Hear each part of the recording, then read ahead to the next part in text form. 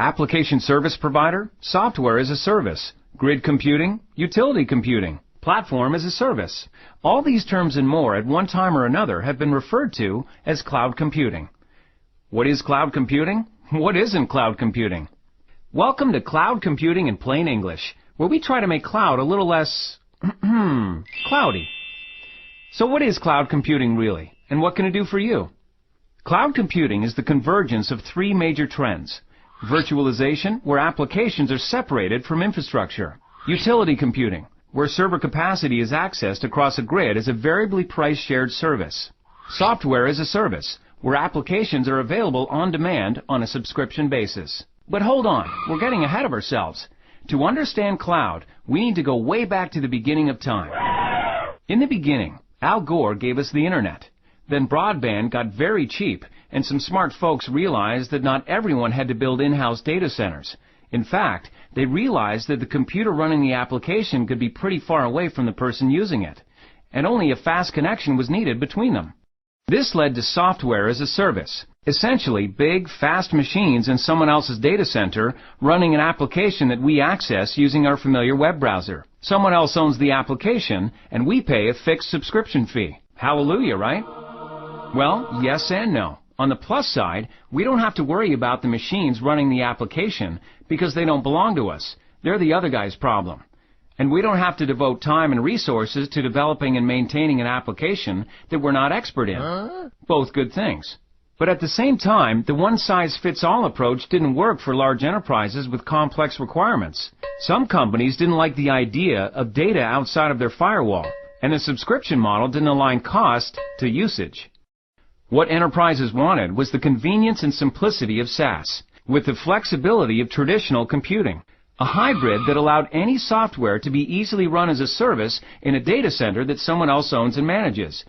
But applications were so darn difficult to deploy in a new environment. And then came virtualization, and it was good.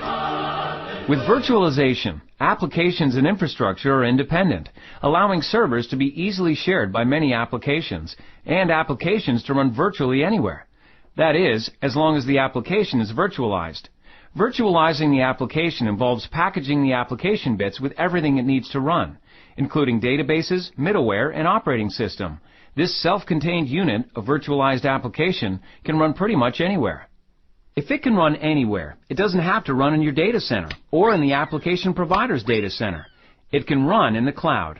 The cloud is a computing service that charges you based only on the amount of computing resources you use. This pay-as-you-go feature is the hallmark of today's cloud computing and one of the things that sets it apart from software as a service. So, why adopt cloud computing? Basically, you can't afford not to. Think of it this way. Traditional licensed software was like buying a premium sedan. For a fixed price, you got all the bells and whistles and support, the extended warranty, whether you used it or not. Oh, and you paid cash, up front. With software as a service, it's like leasing a car. You get a nice vehicle, but you can't make any significant changes to it because it doesn't really belong to you. You pay the same amount monthly and you're guaranteed a certain level of service on the car. With cloud, it's like having a metered cab at your disposal whenever you want it. You only pay by the distance you travel. You don't pay for maintenance, tolls, or any costs associated with the cab. You pay based on where you want to go that day. And it's so economical that you can vary the length of your trips and not have to worry about the cost. You can even trick out the cab the way you want it because you don't share it with anyone else. Okay, maybe that just stretched the metaphor a little too far. Before you hit the road, you might want to take a look under the hood to see what makes your ride go. The engine that powers cloud computing is virtualization. You can't move without your engine, and you can't deploy apps to the cloud without virtualization. So the first stop in any cloud initiative is to adapt applications to run as virtualized images. In a turbulent economy, cloud computing is even more attractive.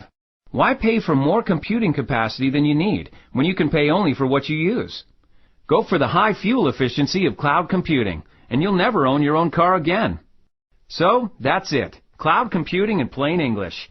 We've covered a lot of miles in just a few minutes. We hope it helped make cloud a little less cloudy and helped you understand what all the cloud hype is about.